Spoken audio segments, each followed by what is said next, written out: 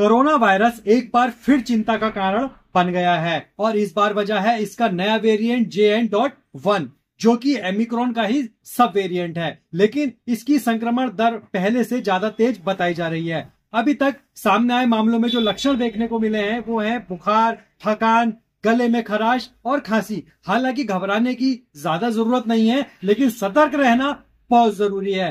Mask का इस्तेमाल, social distancing, समय पर टीकाकरण ही इसका एकमात्र उपाय है।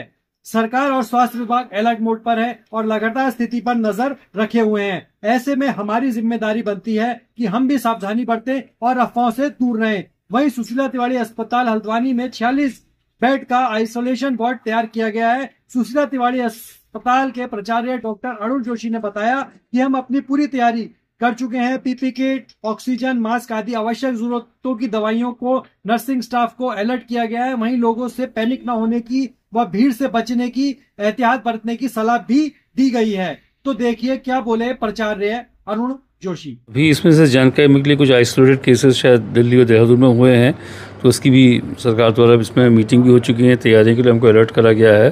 तो सब जो यहाँ जो नोडल ऑफिसर हैं, जो चिकित्सा अधीक्षक, सब लोगों ने तैयारी कर रखी है। तो इसलिए कि इनकेस अगर आता है तो पहली बात तो है कि जो ट्रीटिंग टीम होंगी, medicine department, paediatrics department, nursing, सबको सेंसिटाइज कर दिया कि अगर यदि से कोई मरीज आता है तो उसकी टेस्टिंग करी जाए और अगर उसमें लक्षण मिलते हैं इसमें जो आते हैं तो उनको फिर अलर्ट रहे, उनको आइसोलेट करेंगे, फिर जांचें भी जैसा भी जो उसमें होगा। अब मान लीजिए कोई पॉजिटिव पेशेंट आता है तो उसके है कि टेस्टिंग हो जाएगी। अगर उसमें होम आइसोलेशन तो वैसे होगा, और अगर भर्ती करने की नौबत आएगी तो उसके हमने वार्ड्स आइडेंटिफाई कर लिए हैं। ज़्यादा संख्या आएगी तो और 42 बेड का वार्ड तैयार कर लिया है कि उसको नोटिफाई कर दिया, वहाँ उसमें करेंगे। और अगर आगे होता है, लेकिन अभी अर्ली डेज़ हैं, सेंसिटाइज रहेंगे।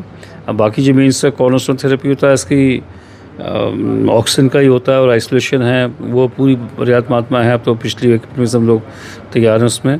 पीपी किट्स और सब चीज़ें जो भी इनकी जो ट्रीटिंग टीमें चाहिए थी वो सब पर्याप्त मात्रा में है। तो जैसे जैसे ट्यूशन डेवलप होगी वैसे इसमें तैयारी करेंगे आगे। और बाकी सुशीला तिवारी हॉस्पिटल जो अपने आप में इस समय तैयार है और सक्षम है अगर कोई नौबत आएगी। एक तो कि इसमें पहली बात इससे घबराने की बात नहीं है। ये एक सीजनल फ्लू होता है, वैसे ही चल रहा लक्षण आया था। तो अपने लक्षण अगर लगते हैं तो पहले अपने चिकित्सक से राय जरूर ले एक, और जो भी जो इसके लोगों को आइडेंटिफाई कर ले क्या इसमें मोबिलिटी है, जो कॉम्पिटेंट लोगों से दिखा ले। दूसरी बात, जो भी डॉक्टर बोलेगा जांचें जो भी होनी अपनी है वो करा लें। कोई निमोनिया है कुछ, उसकी जांचें कर लें, उसमें टेस्टिंग हो जाएगी। तीसरा बात, ये सब एंडेमिक रहता है, म्यूटेंट फॉर्म्स होते हैं, आता रहेगा वो रहेगा, तो इसमें पैनिक करने की जरूरत नहीं है। एक्सपर्ट ओपिनियन ले लें, वो जैसे आपके डॉक्टर बताएंगे वैसा करें। और मास्क जो है कि अगर है जो बेसिक प्रिकॉशंस हैं कि अगर जा रहे हैं भीड़ भड़ाके में तो अवॉइड करें, हाथ धोएं, अपने जनरल हाइजीन सही रखें, मास्क लगाएं। ये प्रिवेंटिव मेजर्स कोविड ही नहीं और जो इन्फेक्शंस आते हैं सीजन उनको भी हेल्प करता है कि जब कोविड में इतने प्रिकॉशंस दिए गए थे तब भी, और वायरल फीवर्स और सभी जो होते थे उनका इंसिडेंस बहुत कम हो गया था।